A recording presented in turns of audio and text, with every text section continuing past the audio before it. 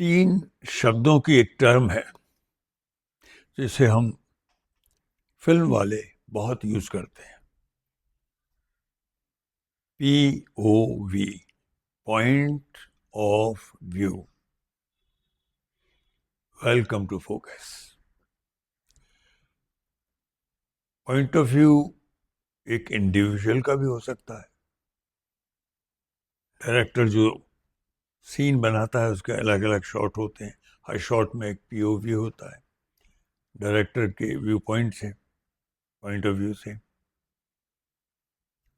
Cameraman उसी को translate करता है, और ये जनरल भी हो सकता है। आज के फोकस में एक जाती पॉइंट ऑफ व्यू कह लीजिए, पर्सनल पॉइंट ऑफ व्यू मेरा, जब मैं जो घटनाएं हो रही हैं सोशल पॉलिटिकल वातावरण में, तो कह लीजिए मेरा पॉइंट ऑफ व्यू है, जाती पॉइंट ऑफ व्यू। तो मुझे लगता है कि जिस चीज का मुझे अंदाज रहता था उसकी बारे में मैं जिक्र करता रहता था। एक तरह से कुछ वीडियोस में मैंने अपेक्षा भी की है, उसकी शुरुआत हो चुकी है।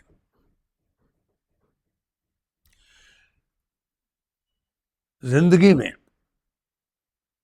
जिंदगी की पोह में राष्ट्रों की जो एक दूसरे से टकराने की बातें हों या समाज के अंदर हों, दो बातें उभरती हैं जिनमें बहुत बड़ा फर्क होता है।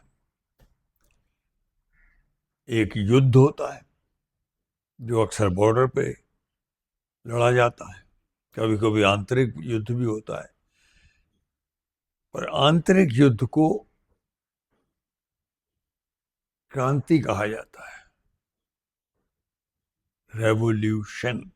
इसकी अपेक्षा, इसका जिक्र, इसका रेफरेंस मैं कई वीडियो में एज आई जस्ट सेड करता रहा हूं। इन दो चीजों में बहुत बड़ा फर्क ये भी होता है कि युद्ध अचानक छिड़ सकता है। जैसे हमारा जो युद्ध हुआ पाकिस्तान के साथ पिछले वर्ष, वो अचानक छिड़ गया। दोपहर का वक्त था, हम लोग दफ्तर गए हुए थे, तब तक कुछ अंदाज नहीं था, और सडनली पता चला कुछ 4 बजे के करीब युद्ध छिड़ गया। अरे, और उसकी घोषणा की डोनाल्ड ट्रंप ने, अमेरिकन प्रेसिडेंट ने।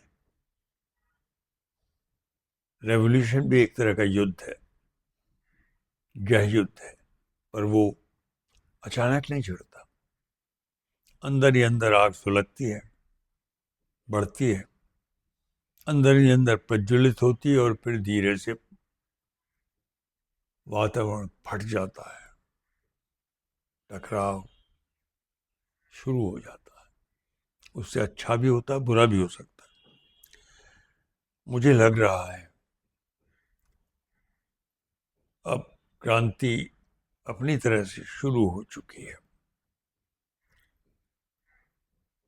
जिस तरह से TMC, तृणमूल कांग्रेस को तोड़ा गया, तो उसके जो टूटे हुए MPs भी हैं जो रिकग्निशन लेने की कोशिश कर रहे हैं, उनमें भी टकराव शुरू हो गया, क्योंकि उनकी गिनती इतनी हुई नहीं जितनी उम्मीद की जा रही थी। तो अभी तक रिकग्निशन नहीं मिला है किसी दूसरी पार्टी में, जाहिर है बीजेपी में शामिल भी नहीं हो सकते, क्योंकि अगर एक वो जो कानून है, दल बदल करने का कानून, उसकी जो मिनिमम संख्या है 2/3, वो पुख्ता नहीं होती, तो आप सब अपनी MP खो देंगे। तो उसके लिए हर तरह की चालबाजी की जाती है। एक ऑलमोस्ट नॉन एग्जिस्टेंट पार्टी, जिसका ना उसमें कोई बहुत ज्यादा लोग हैं, बंगाल की है, और ना उसके पास कोई पैसे वैसे हैं, उसके साथ विलय किया जा रहा है टू जस्टिफाई कि भाई हम जो अलग हुए हैं हम इलीगल नहीं हैं, हमने एक दूसरी पार्टी, ये इस तरह की पार्टी कि मैं अभी बैठे बैठे कहता हूँ मैंने एक पॉलिटिकल पार्टी बना दी, जो मिनिमम राशि होती है शायद वो लाख में नहीं होती, हजारों में ही होती है, मिनिमम नंबर ऑफ मेंबर्स होते हैं उतने हैं, कोई इलेक्शन जीता नहीं जीता कोई फर्क नहीं पड़ता, अक्सर खड़े होते हैं, सब हार जाती हैं सीटें।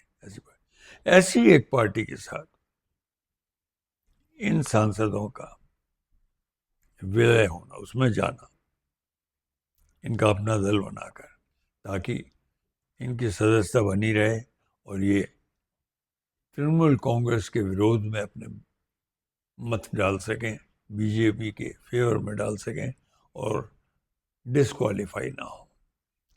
ये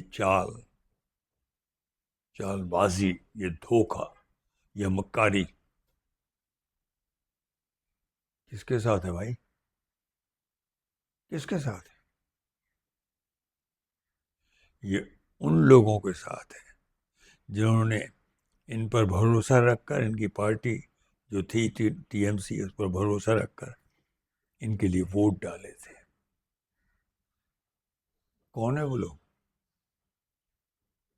वो आप हैं साहब, मेरे जैसे लोग हैं उसमें। मैं लिटरली विनोद पांडे नहीं कह रहा हूँ, लिटरली आपका नाम नहीं ले, पर आप ही जैसे लोग हैं।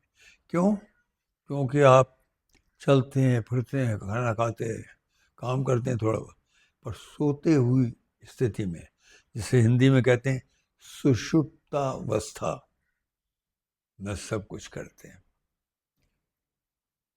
एक ईमानदारी होती है, वोट डालते वक्त वो तो चली गई, जमीर नाम की चीज है नहीं, मिट चुकी है।